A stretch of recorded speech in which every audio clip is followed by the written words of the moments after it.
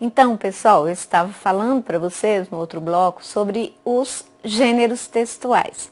Eu vou continuar a te mostrar quais são os gêneros que mais caem nas provas. Você vai observar que todos estes que eu te expliquei aqui são os que efetivamente são cobrados em provas de concurso.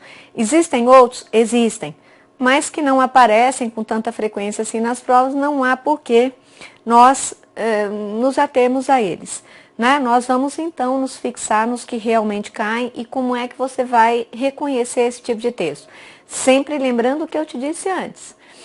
Não necessariamente isso te será cobrado na prova sob a forma de questões objetivas. Né? A banca ela não vai pôr para você, trata-se de um texto pertencente ao gênero fábula, ao gênero crônica. Ela pode não te cobrar isso, mas o fato de você saber reconhecê-lo como tal vai te ajudar a responder as questões da prova.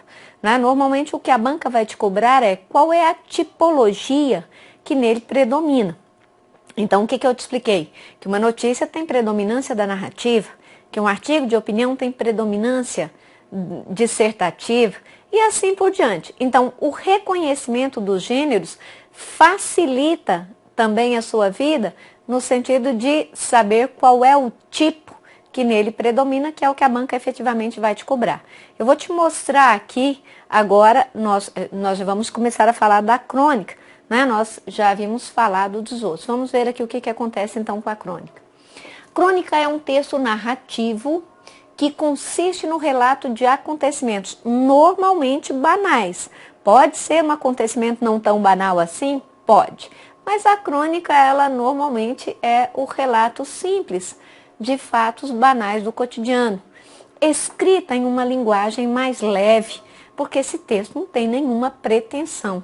Observe que o termo crônica vem de Cronos, que é o deus do tempo. Então a crônica ela se propõe a apenas relatar os fatos do cotidiano, apresentá-los para o leitor. Ela não tem nenhuma outra pretensão e, portanto, a linguagem dela é muito mais leve, é quase lírica, na verdade.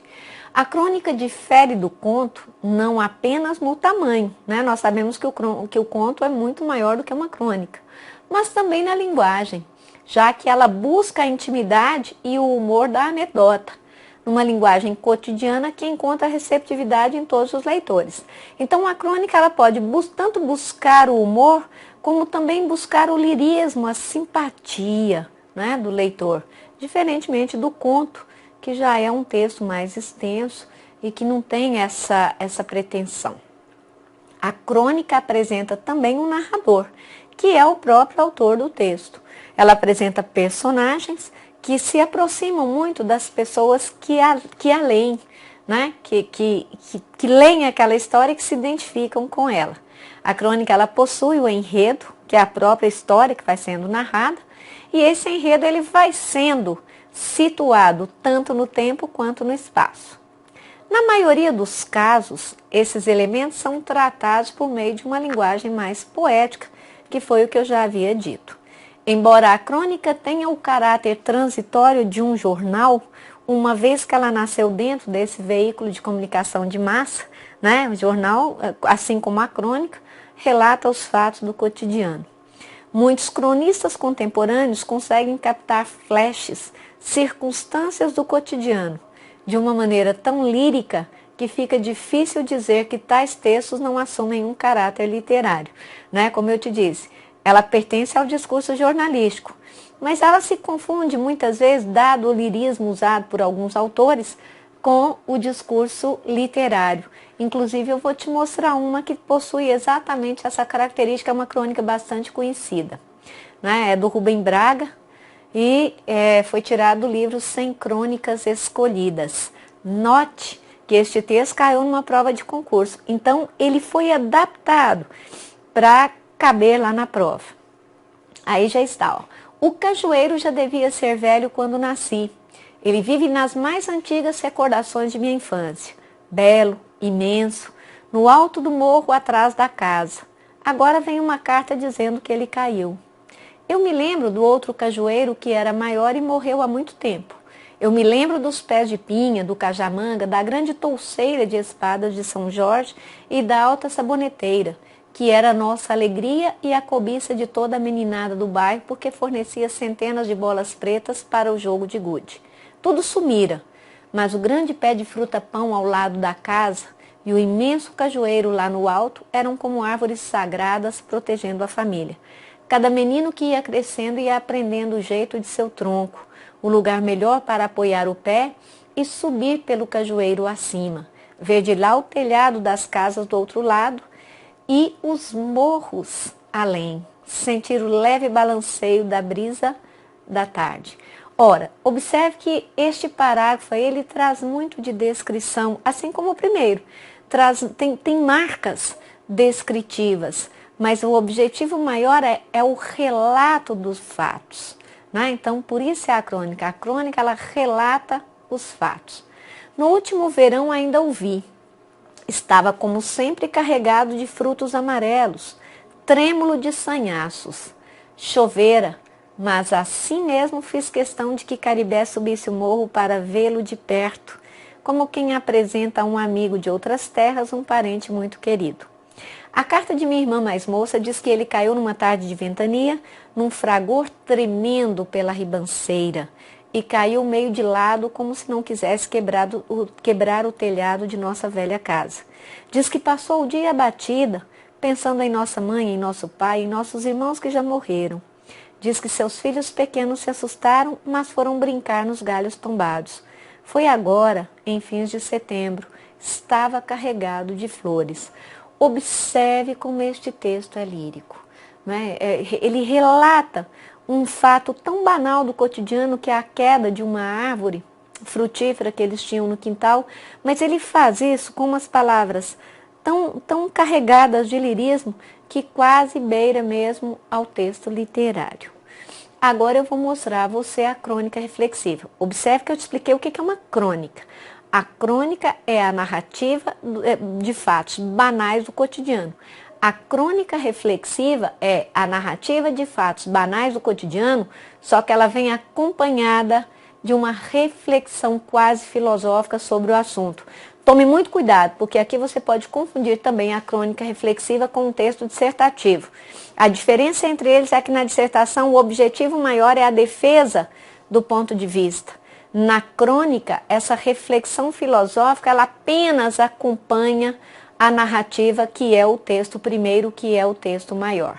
Então vamos ver do que se trata. Crônica reflexiva é um texto narrativo, uma modalidade de crônica na qual o autor tece reflexões filosóficas, ou seja, transmite suas impressões humorísticas ou líricas sobre um assunto, cativando a sensibilidade do leitor numa abordagem descontraída. Como a crônica reflexiva representa a expressão espontânea do pensamento do autor, nela não há uma preocupação com a forma. Ela admite tanto a linguagem culta quanto a coloquial, como também os recursos poéticos, as repetições enfáticas, as gírias, por exemplo. Então, como você percebeu, apesar de ela ser um gênero narrativo por definição, a crônica reflexiva, em especial, é um texto híbrido, que mescla algumas modalidades e que não prescinde da reflexão e do comentário. Tome muito cuidado mesmo, porque as crônicas reflexivas aparecem com muita frequência nas provas, principalmente da banca CESP, eu noto isso. E elas podem ser confundidas com a dissertação. Mas aí como é que você vai dirimir essa dúvida imediatamente após ler o texto? Pergunte a si mesmo, qual foi o objetivo maior deste autor? Relatar o fato e acompanhar este relato com uma reflexão filosófica sobre o assunto? Então ele é narrativo. Qual foi a intenção deste autor? Foi a de defender o ponto de vista, ainda que ele faça relatos? Então ele é dissertativo. Para facilitar a sua vida, na hora de identificar a crônica reflexiva, você vai pensar o seguinte: é como na crônica reflexiva é como se o autor apenas pensasse alto. Ele não quer defender nenhum ponto de vista. Ele está apenas pensando alto. E o barulho do pensamento dele me atinge, mas ele não tem a pretensão de defender nenhum ponto de vista em particular. Eu pus aqui para você uma crônica reflexiva lindíssima, coincidentemente escrita por Rubem Braga, o mesmo lá do texto do Cajueiro. Essa crônica se chama Os Olhos de Isabel. Observe esse texto. Instalou-se ontem no Rio um banco de olhos. Ali será conservada na geladeira uma parte dos olhos tirados de pessoas que acabam de morrer, de acidentados e natimortos. Os cegos, que são capazes de distinguir a claridade, poderão, em muitos casos, ter vista perfeita, recebendo nos olhos a córnea da pessoa morta. Já houve muitos casos dessa operação no Brasil, como o da jovem Isabel, de 18 anos, cega desde nascença, que passou a ver bem. Não a conheço e estimo que seja feliz em suas visões e veja sempre coisas que a façam alegre. O que você observa neste primeiro parágrafo? O relato dos fatos, o mero relato dos fatos, sem nenhuma reflexão. É o mero relato dos fatos. Só que agora ele já começa a refletir sobre isso. Observem que isso aqui é a impressão dele. É pelos olhos que entra em nós a maior parte das alegrias e tristezas. Os meus, ainda que bastante usados, enxergam bem. E mesmo, em certas circunstâncias, até demais. São, é natural, sujeitos a muitas ilusões. De muitas já fui ao empós. Esse empós é atrás, né? E eram miragens que me levaram ao meio de um deserto onde me alimentei de gafanhotos e lágrimas, tomando sopa de vento, comendo pirão de areia, como diz a canção. Olha só o lirismo deste parágrafo. Aí ele continua. O jornal não diz de quem eram os olhos com que hoje vê a moça Isabel. E ela, nunca tendo visto antes, não sabe se as visões de hoje são verdade ou fantasia. Talvez esteja a ver este mundo através do filtro emocional de uma criatura já morta, mas que seus novos olhos tenham visto o que tiverem antes, que ora vejam tudo em suave e belo azul, a cor dos sonhos e descobrimentos nas navegações dos 18 anos, que são tontas, mas belas navegações. O que você percebe então nos dois últimos parágrafos? Este autor está defendendo algum ponto de vista? Não, de modo algum. É como se ele estivesse pensando alto sobre o assunto. Ele está em casa, lê uma matéria sobre o banco de olhos que foi instalado no Rio de Janeiro, né, sobre a doação das córneas, as córneas que ficam armazenadas nas geladeiras, e de repente ele começa a conjecturar sobre isso. Observe o questionamento interessante dele. Se a Isabel vai enxergar o mundo com uma visão nova, se a Isabel vai ver o mundo através do filtro da criatura que já morreu, então isso é mera reflexão, é como se ele estivesse apenas pensando no assunto e ele põe esse pensamento no papel. O barulho desse pensamento me atinge e faz com que eu também pense assim, mas eu vejo que ele não teve a pretensão de defender pontos de vista, né? E é assim que funciona a crônica reflexiva. Muito cuidado, porque às vezes nas provas caem algumas crônicas reflexivas que aparecem nos jornais. O Correio Brasiliense mesmo tem uns textos do Afonso Romano de Santana que são excelentes, que são muitas vezes crônicas que beiram a reflexão filosófica, muito interessantes de se ler. Vamos então ver o nosso último gênero, que é a entrevista. De novo, eu estou destacando para você que nós trataremos aqui da entrevista escrita. Houve aqui um probleminha com a grafia do nosso dissertativo, mas que é um bom treino também para a gente entender o texto. Então, o que é essa entrevista escrita? Eu pus para você. É um texto dissertativo que visa obter a informação e difundi-la no meio de comunicação, seja pela imprensa escrita, seja pelo rádio, pela televisão e até pela internet, né? Tal gênero de texto caracteriza-se pela interação entre os interlocutores, entrevistador e entrevistado. O entrevistado, relata suas experiências e conhecimentos acerca de determinado assunto, de acordo com os questionamentos previamente elaborados por aquele, o entrevistador. Qual é a estrutura da entrevista escrita, aquela que a banca pode te dar para ler? Primeira coisa, ela apresenta a manchete ou o título, como objetivo é despertar o interesse no público espectador ou no público leitor, essa costuma vir acompanhada de uma frase de efeito proferida de modo marcante pelo entrevistador. Logo depois você encontra a apresentação. Nesse momento, faça referência ao entrevistado, divulgando sua autoridade em relação à relevância do assunto em questão, do assunto que vai ser tratado, como, por exemplo, qual é a experiência profissional dele, quais são os conhecimentos que ele possui em relação àquela situação e até os pontos principais da entrevista.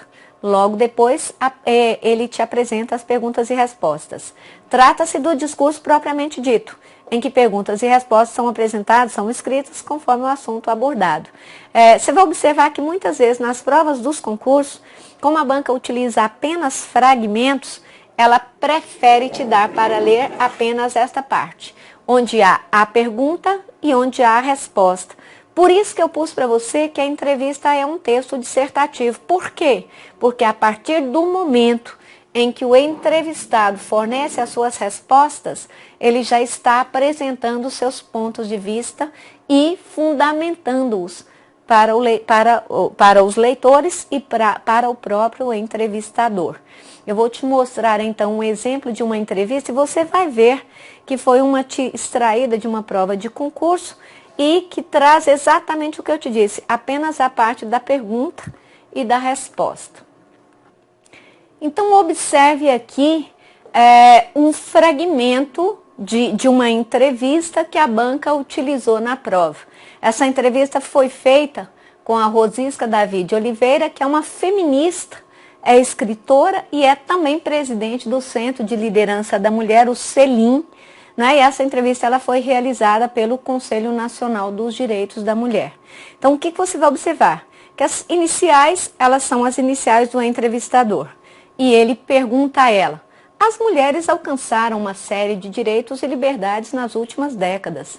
Elas estão realizadas com estas conquistas?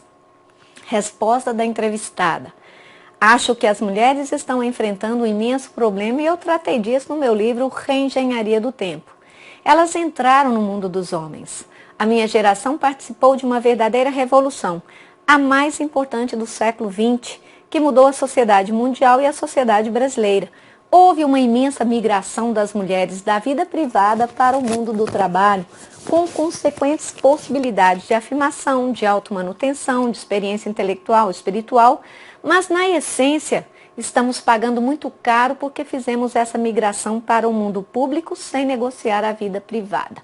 Você vai observar então neste texto, na resposta da entrevistada, que a linguagem é mais informal, porque a entrevista, embora seja um texto dissertativo, como ela é publicada em jornais, revistas de grande circulação, em veículos voltados a um público qualquer, ela pode usar uma linguagem mais informal, ela tem essa flexibilidade. Então você percebe que ela realmente usou linguagem bastante informal, ela usou a primeira pessoa, não há nenhum problema que seja, já que se trata de uma entrevista, e a entrevista ela tem mesmo essa particularidade.